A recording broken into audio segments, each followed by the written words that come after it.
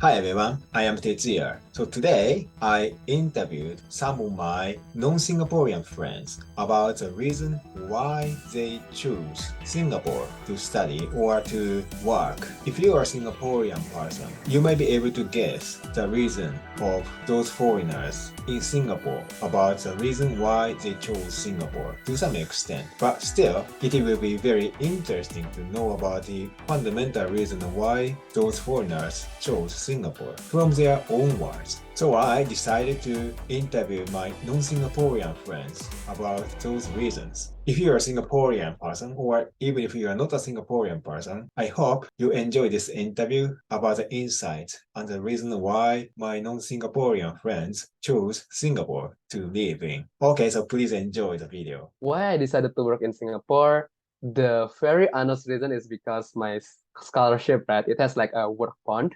So I have to work in Singapore to basically finish my obligation.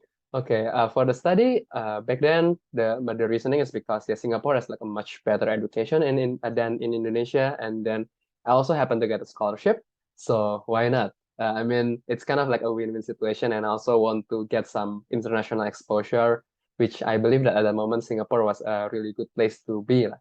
So yeah, I went here studying for 4 years, and Singapore is like it's more of an economic powerhouse than Indonesia at this point. So yeah, that's the reason. The universities are quite high ranking as well.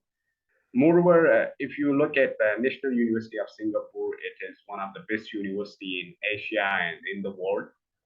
So that is also one reason. And so far, I have find it a very good place.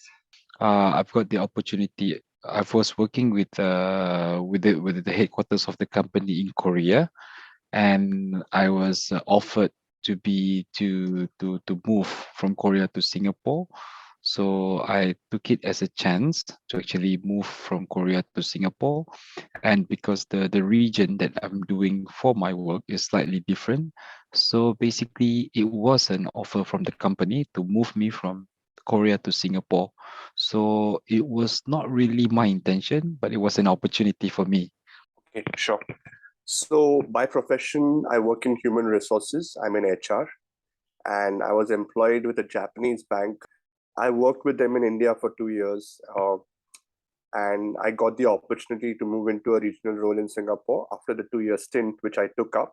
If you look at Singapore, once it's located at the center of the world, I will say. I also want to like learn how to work like with people from like different culture compared to, let's say, if I work in my home country, it will just be like with people from like my from Indonesia as well, and it has very rich culture.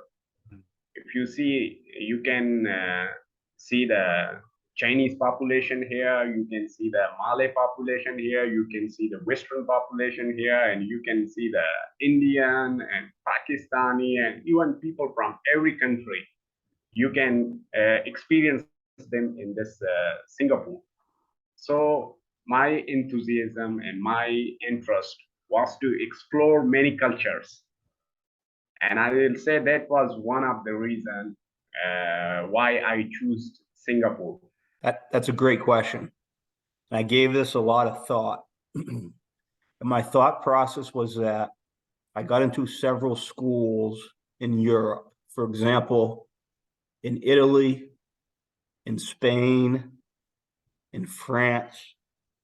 But coming from America, especially I live on the East Coast in Boston, Massachusetts, that's only 7 or 8 hours. It's a very easy flight. I could go to France or Spain for a week, no problem.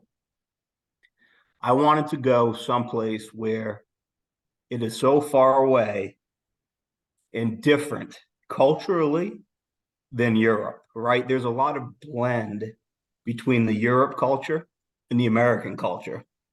There is not as much blend between going to a place like Singapore or China or Japan as there would be in Europe, right? So I said for 2 reasons.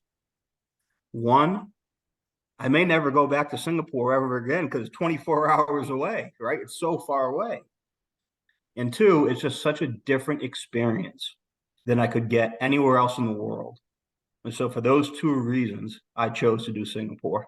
I chose Singapore because it's pretty close, and moreover, I had a connection which was my supervisor visited my university when I was in undergrad, and so he talked to me and we discussed about what kind of things that we can do, and we do our research here, and so I found it quite interesting and decided to apply.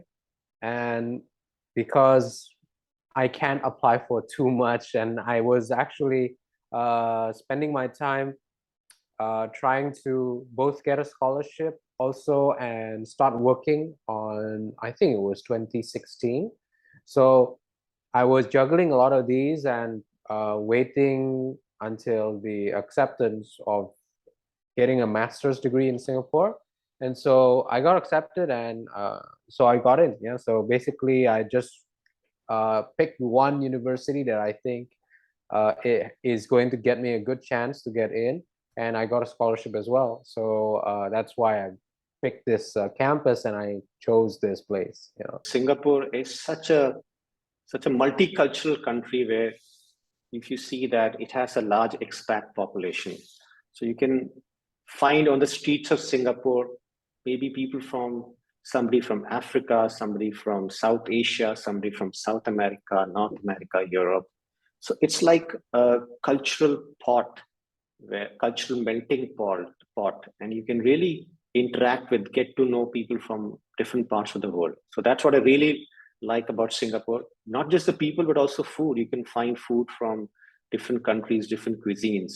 So it's as if you're living in a mini Earth or mini world in one country. In that sense, I think, for example, the United States or maybe Brazil, or maybe there are some other options you can choose as the place to study, because those countries' environment seems to be slightly similar to Singapore, but you chose Singapore. Was there any specific reason for that? Singapore, if you see as a country, it has multiple ethnicities.